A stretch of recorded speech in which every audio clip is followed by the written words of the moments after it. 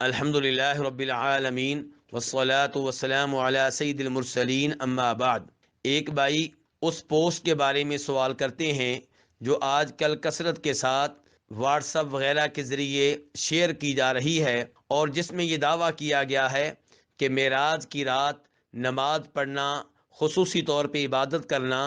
نبی علیہ الصلاۃ والسلام سے ثابت ہے۔ تو گزارش یہ ہے پہلے نمبر پہ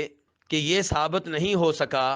کہ نبی علیہ الصلاۃ والسلام کو معراج کس رات کروایا گیا۔ نہ اس بارے میں کسی سال کا تعین ہو سکا ہے، نہ اس بارے میں کوئی ایسا مہینہ ہے کہ جس پہ صحابہ کرام کا اور تابعین اور ائمہ کرام کا اتفاق ہو، نہ اس بارے میں کوئی ایسا دن ہے جس کے بارے میں صحابہ کرام اور تابعین اور تبع تابعین میں اتفاق ہو۔ حالانکہ صحابہ کرام، تابعین، تبع تابعین ہم تک وہ احادیث پہنچا رہے ہیں جن احادیث میں بتایا گیا ہے کہ معراج کا واقعہ ہوا، اسراء کا واقعہ ہوا۔ نبی علیہ الصلوۃ والسلام کو اس واقعے میں اللہ تعالیٰ نے بہت سے اعزازات سے نوازا۔ تو اسراء و معراج کی حدیث بہت سے صحابہ کرام نے بیان کی، تابعین نے بیان کی، لیکن اس کا سال انہوں نے بتایا ہو، اس کی تاریخ بتائی ہو، اس کا مہینہ بتایا ہو، تو یہ چیز صحیح سند کے ساتھ نبی کریم صلی اللہ علیہ وسلم سے اور صحابہ کرام رضوان اللہ علیہم اجمعین سے ثابت نہیں ہے۔ اور اگر ان لوگوں نے معراج کی رات کا اہتمام کیا ہوتا، اسے جشن کے طور پہ منایا ہوتا، اسے عبادت کے طور پہ منایا ہوتا، تو یقیناً اس کی تاریخ سے اور اس کے مہینے سے وہ بعد میں آنے والوں کو آگاہ کرتے، اور بعد والے ہم تک ان معلومات کو منتقل کر دیتے، لیکن ایسا نہیں ہوا۔ اس سے پتہ چلتا ہے کہ صحابہ کرام نے معراج سے متعلقہ احادیث کا اہتمام کیا ہے، لیکن معراج والی رات اسے عبادت کے طور پہ منانے، اسے جشن کے طور پہ منانے، اسے تہوار کے طور پہ منانے کا اہتمام نہیں کیا۔ اسی لیے یہ تاریخ امت سے نامعلوم رہی، امت کو معلوم نہیں ہو سکی،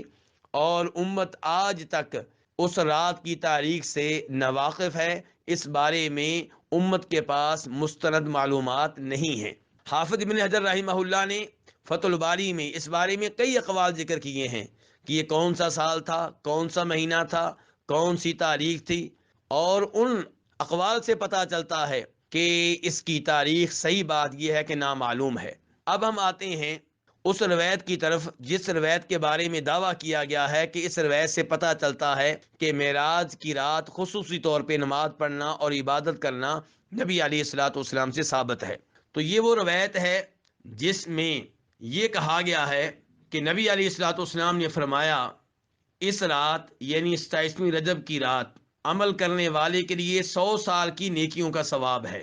جو اس رات 12 رکعتیں ایک سلام کے ساتھ پڑھے، سلام کے بعد 100 مرتبہ یہ کہے سبحان اللہ والحمد للہ ولا الہ الا اللہ واللہ اکبر، اور پھر 100 بار استغفار کرے، پھر 100 بار مجھ پہ درود پڑھے،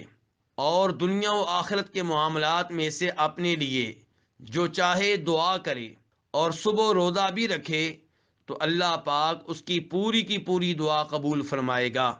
سوائے اس دعا کے جو گناہ پہ مشتمل ہو۔ یہ وہ روایت ہے جس کو پوسٹ میں ذکر کیا گیا ہے، اور جس کے بارے میں دعویٰ کیا گیا ہے کہ اس روایت سے پتہ چلا کہ معراج کی رات خصوصی طور پہ اللہ تعالیٰ کی عبادت کرنی چاہیے، خصوصی طور پہ نمازیں پڑھنی چاہیے۔ لیکن پوسٹ کے آخر میں جس کتاب کا حوالہ دیا گیا ہے وہ ہے شعب الایمان، اور یہ کتاب امام بہقی رحمہ اللہ کی ہے۔ بڑے عظیم محدث، بڑے عظیم امام ہیں۔ آئیے دیکھتے ہیں کہ وہ کتاب اور وہ امام جس سے اس روایت کو لیا گیا، وہ امام اس روایت کے بارے میں کیا کہتے ہیں۔ تو آپ جب اس کتاب کو کھولیں گے اور اس روایت کو وہاں پہ پائیں گے تو آپ یہ جان کر حیران ہو جائیں گے کہ امام بہقی تو یہ بتا رہے ہیں کہ یہ روایت ضعیف ہے اور نبی علیہ الصلوۃ والسلام سے ثابت نہیں ہے۔ امام بہقی تو اس سے روکنا چاہ رہے ہیں، امام بہقی تو بتانا چاہ رہے ہیں کہ اس کے اوپر اعتماد نہیں کرنا چاہیے، جبکہ پوسٹ بنانے والے احباب یہ چیز ذکر نہیں کرتے، اس چیز کو چھپا لیتے ہیں، اور اسی پہ ہمیں افسوس ہوتا ہے۔ نبی علیہ الصلوۃ والسلام نے ارشاد فرمایا تھا کہ جو میرے ذمے جان بوجھ کر کوئی ایسی بات لگائے جو میں نے نہیں کہی، اس کا ٹھکانہ جہنم ہے۔ یاد رہے کہ اس روایت کو ضعیف اور من گڑت اور ناقابل اعتبار اور ناقابل اعتماد قرار دینے والوں میں بہت سے ائمہ کرام ہیں۔ مثال کے طور پہ حافظ ابن حجر رحمہ اللہ، امام عراقی، اور ایسے ہی فقہ حنفی سے تعلق رکھنے والے امام عبدالحی لکھنوی اور دیگر کئی ایک ائمہ کرام نے بیان کیا ہے کہ یہ روایت اس قابل نہیں ہے کہ اس پہ اعتماد کیا جائے۔ اللہ رب العزت سے دعا ہے کہ وہ ہمیں اس صاف ستھرے دین پہ عمل کرنے کی توفیق عنایت فرمائے جو نبی علیہ الصلوۃ والسلام سے ثابت ہے، اور اللہ تعالی ہمیں نبی علیہ الصلوۃ والسلام کے ذمے وہ باتیں لگانے سے بچائے جو آپ سے ثابت نہیں ہیں۔ واللہ تعالی اعلم۔